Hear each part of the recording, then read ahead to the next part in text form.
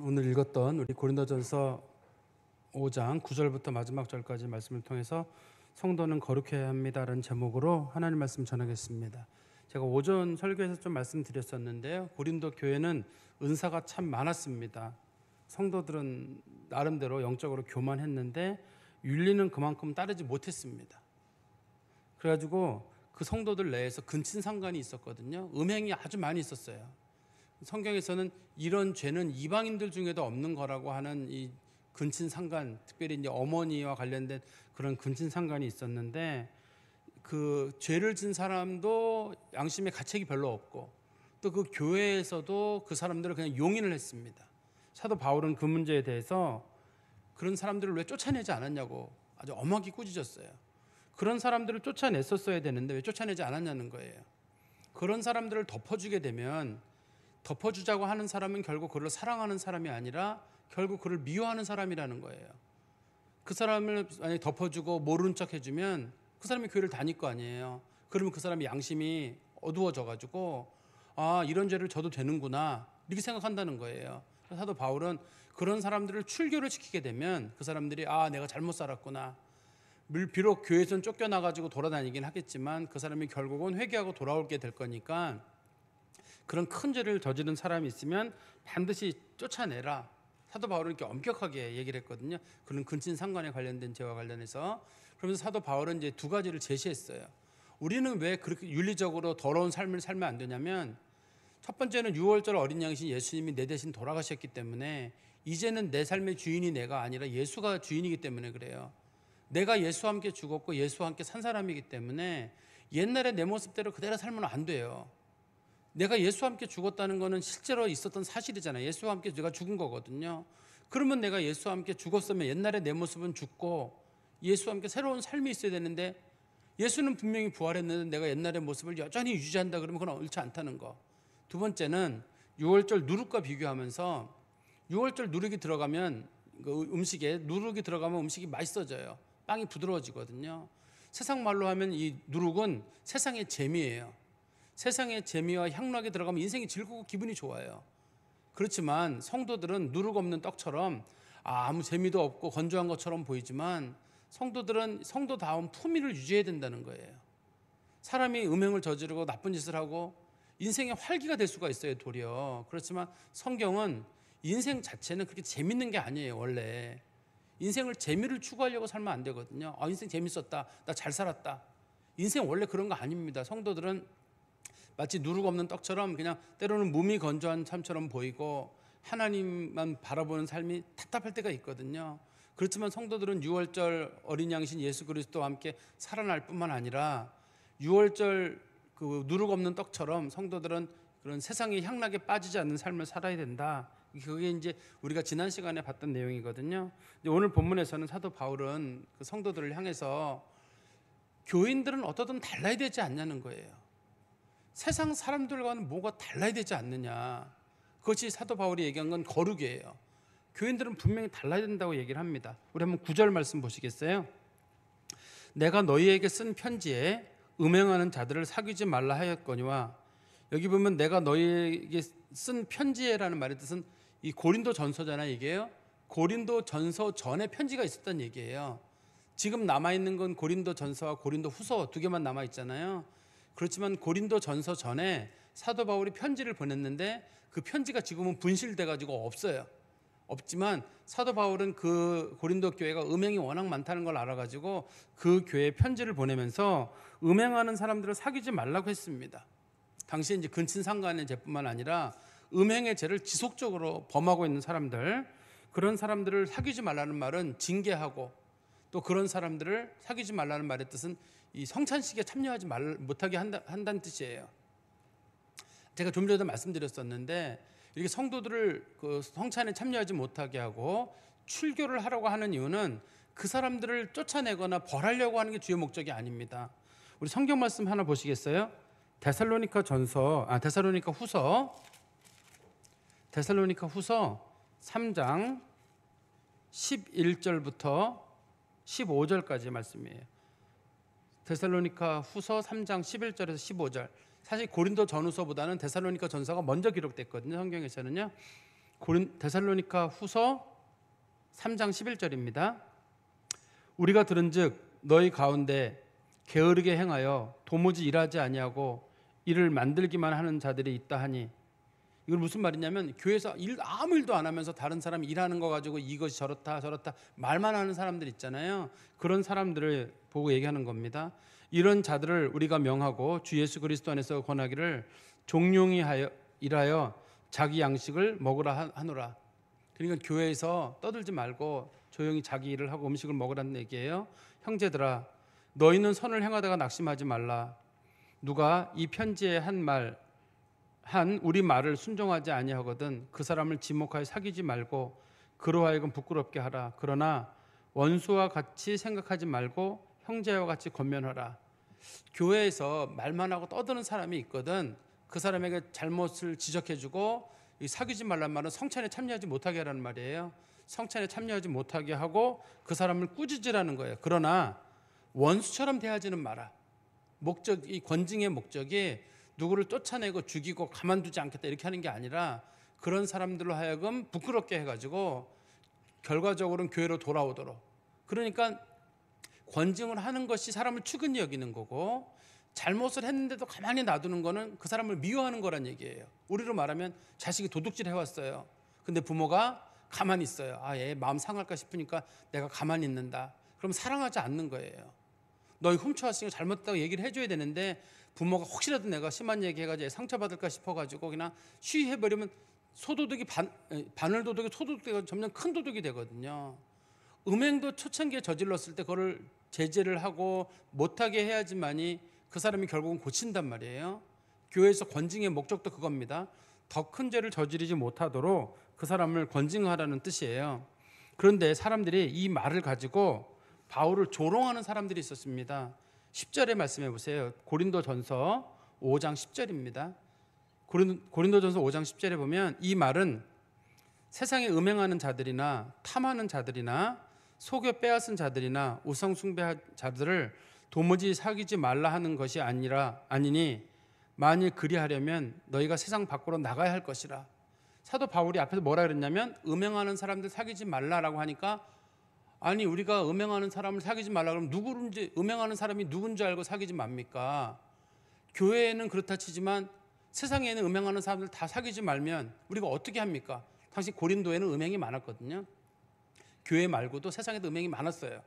그러니까 누군가가 말을 과장을 해가지고 사도 바울은 너무 현실성이 없는 얘기를 하는 거라는 거예요. 아니 깨끗하게 산다고 하는데 어떻게 깨끗하게 사냐는 거예요. 깨끗하게 살려면 직장도 구하지 말고 사람도 만나지 말고 그러면 굶어 죽으란 얘기냐고. 응? 사도 바울은 너무 현실성이 없다고 이런 식으로 사도 바울의 말을 과장해가지고 사도 바울은 현실성이 없다는 말이에요. 사도 바울이 얘기하기를 내가 언제 아무도 사귀지 말라 그랬느냐. 세상 사람들 중에 음행하는 사람, 그 사람들 만나는 게 뭐가 문제냐는 거예요. 그 사람들하고 경제적인 거래도 할 수 있고 얘기도 나눌 수 있다는 거예요. 그러나 사도 바울이 말하려고 한 초점은 그게 아니라 11절에 보시면 핵심이 나오는데요. 이제 내가 너희에게 쓴 것은 만일 어떤 형제라 일컫는 자가 음행하거나 탐욕을 부리거나 우상 숭배를 하거나 모욕하거나 술 취하거나 속여 빼앗거든 사귀지도 말고 그런 자와는 함께 먹지도 말라 함이라. 사도 바울이 교제하지 말라고 한 것은 교회 다니는 사람 중에 음행하는 사람, 예를 들어 근친상간이나 성적 부도덕을 범하는 사람들이거든요. 그런 사람들하고 일찍 교제하지 마라. 안 믿는 사람들하고는 교제할 수 있다는 얘기예요. 성적 탐욕을 하든 간에 상관없이. 그러나 믿는 사람들하고는 절대 교제하지 마라. 같은 교회 성도들 중에 음행을 저지르고 있거나 그다음에 또 근친상간을 범하거나 그런 일을 저지르고도 부끄러워하지 못하는 사람이 있으면 사귀지도 말고, 그리고 탐욕을 부리는 사람들, 아주 욕심을 많이 부리는 사람들 있잖아요. 횡령하거나 도둑질하는 사람들, 남의 거 훔치거나 노동하지 않고도 이익을 얻으려고 하거나 그런 사람들 있으면 교제하지 말고, 그리고 우상 숭배하는 사람들, 그런 사람들 멀리하고, 그다음에 모욕하는 사람들이란 말은 욕설을 하거나 뒤에서 남 뒷담화하는 사람들이거든요. 성경에서는 이 뒷담화가 큰 죄에 속해요. 근데 우리나라에서는 미덕이죠, 이게 뒷담화가. 그죠? 일상적인 거거든요. 잠언에도 나오고 전도서에도 나오는데 남 얘기가 얼마나 재밌는지 남 얘기는 뱃속 깊이 내려간대요. 그만큼 맛있대요. 이게 근데 성경에서는 이 모욕한다는 말이 뒤에서 남 얘기하거나 남 비방하는 거거든요. 아무개는 그래 누구는 어때 이런 얘기하는 거. 이런 사람들 교회가 교제하지 말라는 거예요. 여기서 교제하지 말란 말은 성찬에 참여하지 못하게 시키라는 거예요. 당시에 성도들에게 제일 큰 죄는 성찬에 참여하지 못하게 하는 죄예요. 그리스도의 몸에 넌 참여하지 마라. 네가 그리스도의 몸에 참여하게 되면 교회 전체를 모욕하는 일이 된다. 우리가 전체가 한 성도잖아요. 거룩한 누룩과 같은데 썩은 누룩이 하나 거기 들어가면 금방 그 빵이 망가지듯이 우리는 누룩 없는 떡과 같이 순전한 성도들인데 누가 하나 죄를 저지르면 누가 누구 뒷얘기하면 딴 사람도 같이 얘기하게 되거든요. 누가 음행을 저질렀는데 그걸 보고 자기도 그 죄를 저지르고 합리화시키게 되거든요. 누가 부정한 방법으로 돈을 모았다 부자가 됐다 그러면 나도 그런 식으로 돈을 모으고 싶고, 누가 우상 숭배를 했는데 괜찮다 그러면 나도 우상 숭배를 할 용기가 생기게 되고, 그러니까 교회는 그런 일을 하는 사람들을 아예 멀리하고, 그다음에 술 취하거나 이 술 취하는 사람도 멀리하라고 돼 있어요. 간혹 술 좋아하시는 분들이 꼭 이 얘기 물어봐요. 성경에 술 먹으라는 말이 없지요? 있어요. 많아요. 한번 찾아보면 수십 군데 이상 나옵니다. 많이 나오는데 여기서 술 취한다는 말은 정말 술을 즐겨 먹는 사람들을 부르는 말이거든요. 술 즐겨 먹는 사람들 교회에서 성찬에 참여하지 못하게 하라는 거예요. 이게 술 먹는 문제가 말이에요. 과거에는 이 술 먹는 문제가 이렇게 좀 성경에서 안 좋았거든요. 근데 지금 우리 사회는 술을 못 먹는 사람을 흉으로 보는 그런 시대에 와 있는 것 같아요. 제가 우연한 기회에 무슨 TV 프로그램을 보게 됐는데 누가 TV를 틀어놨는데 우연히 보게 됐어요. 무슨 뭐 결혼 그런 매칭하는 그런 프로그램 같은데 어떤 그 남자가 새벽 예배도 간다 그러고 술도 못 먹는다 그러니까 그 패널 옆에 나와 있는 사람들이 저 사람은 사회생활 하겠어요? 술도 못 먹고 새벽 예배를 간다 그러면 저 사람은 결혼 못 하겠죠? 막 그런 식으로 놀리더라고요. 어떻게 술도 못 먹냐고 막. 아니 이게 술을 먹는 게 문제가 돼야 되는데 못 먹는 게 흉이 되는 시대가 됐어요 지금은. 그런데 술을 즐겨 드시는 분들이 폭력을 행하고 가정을 파탄을 일으키는 경우가 많단 말이에요. 술이 피해가 생각보다 많습니다. 그게 사회의 교제 수단이 되기도 하지만 술 드시는 분들이 자기도 모르게 큰 실수를 범한다든지 폭력을 범한다든지 본인과는 다르게 그 주변에 있는 가족을 힘들게 하는 사람들이 얼마든지 있을 수가 있어요. 그래서 술의 폐해를 얘기해야 되는데 우리 사회가 술을 매 아주 그냥 권하는, 담배에 대해서는 뭐 건강 문제로 확 급히 뭐 얘기를 하면서 술에 대해서는 꽤 그냥 그렇게 관용적인 태도를 가져가고 있거든요. 근데 성경에서는 술 문제에 대해서도 아주 엄격하게 술 먹는 사람이 있으면 성찬 참여하지 못하게 해라. 그래서 우리 교회가 술을 먹는 사람들을 성찬에 참여하지 못하게 하는 이유도 그것 때문에 그래요. 세례 교인 이상들하고 혹시라도 술을 드시는 분들 계신 분들도 할 수만 있으면 성찬 전후로는 이 술을 좀 자제하시고 또 참석 중직자가 되시는 분들은 가능하면 술을 또 끊으시고 그래야 될 것 같아요. 그 다음에 11절 끝에 보시면 속여 빼앗는 사람들, 사기치는 사람들이거든요. 남에게 사기치는 사람들은 사귀지도 말고 그런 자와 함께 먹지도 말라. 교제도 하지 말고 성찬에 참여도 하지 못하게 해라. 이렇게 설명하고 있거든요. 그러니까 이걸 정리하면 이런 얘기죠. 사도 바울은 음행을 저지르는 사람들, 우상 숭배하는 사람들, 탐욕을 부리는 사람들, 그다음에 또 사기치는 사람들, 도둑질하는 사람들, 이런 사람들을 사귀지 말라고 했는데 그거는 안 믿는 사람들을 얘기하는 게 아니라 믿는 사람들을 얘기하는 거다. 믿는 사람 중에 혹시 그런 사람이 있거든. 교회에서 그런 사람들하고 교제하지 마라. 그 사람들을 교회에서 성찬도 참여하지 못하게 해가지고 그 사람들이 결국은 마음에 깨닫고 내가 이게 죄구나 깨닫게 하는 게 교회가 해야 될 일이라는 거예요. 몇 번 말씀드리는데 교회는 누구나 올 수 있지만 자신의 옛 성품을 그대로 가지고 교회로 와서는 안 돼요. 그리고 그것이 안 바뀌면 안 됩니다. 우리가 간혹 보면 저 사람 교회 다닌 지 얼마 안 됐는데 저 사람 저게 뭐야 그러는데 교회 다닌 지 얼마 안 되는 사람은 그럴 수 있어요.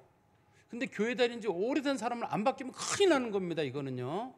왜냐하면 바뀔 날이 얼마 안 남아서 그래요. 우리는요. 젊은 사람들은 젊은 애들 쟤네 남녀가 해괴망측해 살 날이 길어요. 그 사람들은요. 바뀔 기회가 많아요. 근데 저나 여러분, 저도 얼마인지 모르겠습니다만 저나 여러분이나 우리는 바뀔 기회가 별로 없어요. 빨리 바뀌지 않으면 이대로 가는 수가 있거든요. 그렇지 않도록 성도들은 마음속에 내가 주님이 부르실 날이 가까웠다 생각이 들어가지고 이제는 좀 깨어가지고 좀 바뀌자. 거룩한 삶을 유지해야 된다는 거예요. 그렇지 않으면 하나님의 교회가 사람들에게 비난을 받기 때문에 그렇습니다. 그리고 12절 말씀해 보시면 밖에 있는 사람들을 판단하는 것이야 내게 무슨 상관이 있으리오마는 교회 안에 있는 사람들이야 너희가 판단하지 아니하랴. 교회 밖에 있는 사람들은 하나님 심판하실 거예요. 예를 들어 동성애자가 문제다. 교회 밖에 있는 사람들은 하나님이 심판할 거예요. 사실 우리가 가가지고 동성애 하지 말자고 항의할 것도 없어요. 하나님 심판하실 겁니다. 그러나 교회 안에 있는 사람들, 이 사람들은 구원받은 백성들이잖아요. 그 사람들이 동성애를 행하거나 죄를 짓거나 음행을 저지르거나 이건 안 돼요. 이거는 교회가 척결을 해야 되는 문제예요. 교회 밖에 있는 사람들은 구원 없는 백성들이기 때문에 하나님께서 엄한 심벌을 하실 거거든요. 그런데 믿는 사람들이라고 교회에 들어와 있는 사람들이 죄를 저지르게 되면 그거는 그 사람들은 죄를 저지르고 하나님 나라 갈 거 아니에요. 그런데 이 사람들 때문에 교회가 더럽힘을 받고 하나님의 이름이 모욕을 받기 때문에 교회는 더 엄격한 규정을 가지고 잣대를 가지고 그 사람들에 대해서 징계를 하고 권징을 하는 일이 있어야 된다는 얘기입니다. 13절입니다. 밖에 있는 사람들은 하나님이 심판하시려니와 제가 이미 말씀드린 대로예요. 이 악한 사람들은 너희 중에서 내쫓으라. 여기서 이 악한 사람들이란 말은 교회 내에 있으면서 성도들 중에 자꾸 변화되지 않는 사람들, 그런 사람들은 교회가 내쫓으라고 얘기했어요. 근데 여기서 말하는 거는 주로 죄를 한 번 저지르고 남 얘기 한 번 하고 그런 게 아니라 지속적으로 하는 사람들 있잖아요. 음행이라고 할 때도 한두 번이 아니라 음행이 몸에 배어 있는 사람들, 그런 직업에 속해 있는 사람들이라든지 그것도 해서는 안 되고, 그 다음에 사기치고 도둑질 하는데 그게 아예 몸에 배어 있는 사람들, 그건 교회가 출교를 하는 얘기거든요. 출교를 하고 남 얘기도 그냥 아예 입에 붙어가지고 그냥 수시로 그냥 이렇게 한다든지 남 비난하는 게 익숙해진 사람들이 있으면 그런 사람들은 쫓아내서 결국은 그 사람들이 몸은 교회로 쫓겨나지만 나중에 돌이키고 하나님 앞에 돌아올 수 있도록 회개의 기회를 주라, 그렇게 말씀드리는 겁니다. 정리해서 말씀드리면 교회는 사랑이 많은 곳이어야 돼요. 그렇지만 거룩함도 유지돼야 돼요. 사랑이란 이름으로 거룩함이 유지가 안 되면 안 됩니다, 교회는. 근데 지금 우리는 사랑이란 말이 많이 강조되어 있다 보니까 웬만하면 덮어주고 하는 경우가 있어요. 그건 좋은 일이에요. 그렇지만 정말 사회적으로 큰 죄 문제, 그리고 누가 봐도 이거는 하나님의 성령 받은 사람이 할 수 없는 문제를 하는 경우에 있어서는 교회는 그거를 큰 죄로 여겨야 되고, 또 다른 사람이 그런 죄를 저질렀을 때 쫓아내는 것만 목적이 아니에요. 우리도 가슴 아파해야 돼요. 아, 우리가 지금 이 시대가 이렇게 가고 있구나. 아, 교회가 이렇게 썩어가고 있구나. 이거 우리가 문제다라고 해서 통한하는 마음이 우리 가운데 있어야지 누구를 지적하는 쪽에만 멈추면 안 됩니다. 그리고 하나님께서는 우리들에게 뭘 원하시냐면 가슴 아픈 때로는 결단도 필요해요. 제가 아까 말씀드린 대로 시간이 별로 없어요. 우리들의 인생에는 최근에 돌아가신 분들 중에 보면 90대도 가시지만 80대도 가시고 70대도 가셔요. 이제 우리가 어느 정도 나이가 지나고 나면 지금 돌아가셔도 크게 이상하지 않아요. 그죠? 크게 이상하지 않은 분들입니다. 그렇기 때문에 내가 막 누구랑 욕심 부리다가 갔다, 아, 저 사람 마지막이 뭐였냐, 마지막 욕하다가 마지막 갔다든지 마지막 욕심 부리다가 간다든지, 그러면 하나님 앞에 안 되는 일이에요. 정리할 수 있는 건 정리해야죠. 내가 아직까지 나이가 먹었는데도 음행의 문제가 정리가 안 됐다, 빨리 정리해야 될 문제고, 그 다음에 욕심의 문제도 있으면 그것도 좀 정리할 문제고, 사람들을 내려보는 게 습관이 돼 있다 그러면 이제는 그만 보고 이제는 눈을 좀 제대로 뜨고 좀 쳐다보는 것도 필요할 거고, 다른 사람 뒷말하는 게 익숙해져 있다 그러면 이제는 그만 말하다 깜짝 놀라는 거예요. 아이고, 이거 얼마 안 남았는데. 하나님께서 뭐 하다 왔냐 그러면 전 남 얘기 즐겨 하다 왔어요. 너 어떻게 왔냐? 아유, 난 싸우다가 혈압 터져서 왔어요. 이거 참 하나님 보시기에도 참. 그렇기 때문에 우리가 결단하는 마음을 가지고, 아, 나 때문에 하나님의 이름 욕먹이면 안 되고, 두 번째는 이 교회가 우리 때문에 더러워지면 안 되거든요. 우리가 이런 걸 마음에 잘 두시고 다른 사람들과는 다르게 좀 거룩함을 유지하는 성도 되시기를 간절히 소망합니다. 기도하겠습니다. 하나님 아버지, 우리는 예수 그리스도로 말미암아 죄 사함을 얻은 사람들이고, 예수께서 우리들에게 누룩 없는 떡과 같이 순전한 자로 살라고 주님 말씀하셨습니다. 저희들이 옛 모습을 쫓아가지 않게 하시고, 설령 저희들에게 그런 모습이 있다 할지라도 통회하는 마음으로 저희들을 고치며 하나님의 교회가 저희 때문에 모욕을 당하지 아니하도록 주님의 영광을 드러내지는 못할 만정 적어도 가리지는 않는 자들로 살아가도록 저희를 붙잡아 주시옵소서. 하나님의 교회에 저희들이 걸림돌이 되지 않게 하시고 또 저희들이 주의 성찬에 암초가 되지 아니하도록 모두가 함께 하나님의 거룩함에 참여할 때 우리의 죄로 인해 우리 거룩한 공동체가 훼손되지 아니하도록 우리 각자가 하나님 앞에 늘 회개하는 마음으로 고쳐갈 수 있도록, 또한 우리를 부르실 날이 가까운 줄 알고 점점 주께서 부르실 날 가까울수록 더욱 거룩함을 유지할 줄 아는 온전한 성도가 되게 하여 주시옵소서. 예수 그리스도의 이름으로 기도하옵나이다. 아멘.